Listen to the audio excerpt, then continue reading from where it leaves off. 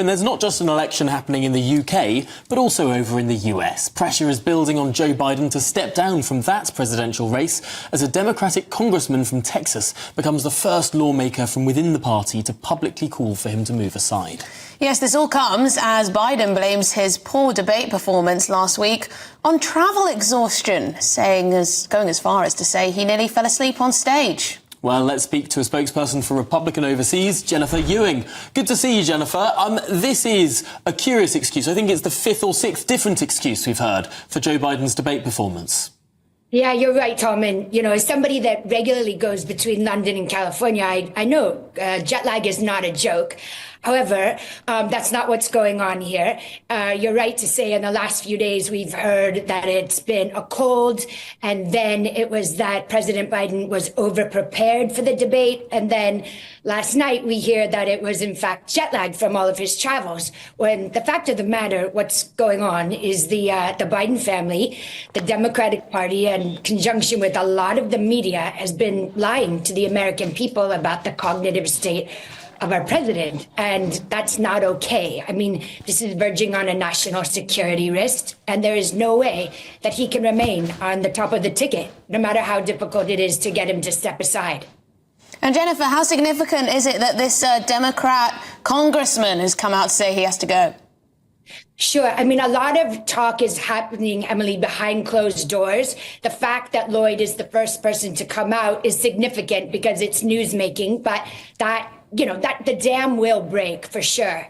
One interesting thing to keep an eye on, and it started early evening our time last night, is all this talk about Kamala being top of the ticket, which is something that I can't even believe is coming out of my mouth, but because she's even less popular than the president. But it would be an elegant solution to keep her, or move her rather, to the top of the ticket, because one, they'd be able to keep the hundreds of millions of dollars that they've raised for Biden, which they wouldn't be able to do if they completely got rid of both of them.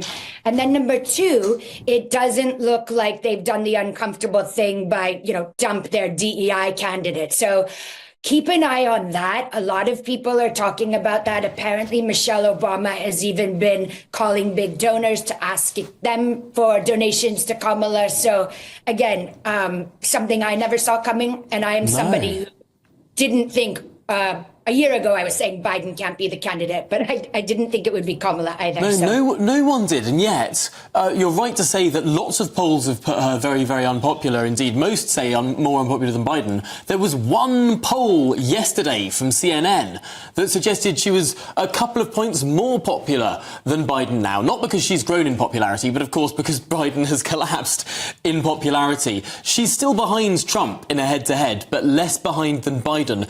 Could we start to see more polls like this? I think, Tom, that's exactly what you will see. And it's not, again, because she's popular or because she can beat Trump. It's because the Democrats have a really difficult situation with regards to removing Biden. He has to make the choice himself, or there are a few other things that could happen regarding the convention or, God forbid, a health issue. But and one of the things blocking them was the Kamala Harris problem, as people were beginning to call it. If you replaced her with, say, a Gavin Newsom, the governor of California, or, another governor, she doesn't want to step aside. So this way, they keep the funds raised, and it's a somewhat elegant solution to a mess. Well, Jennifer Ewing, thank you so much for bringing us all of that stateside.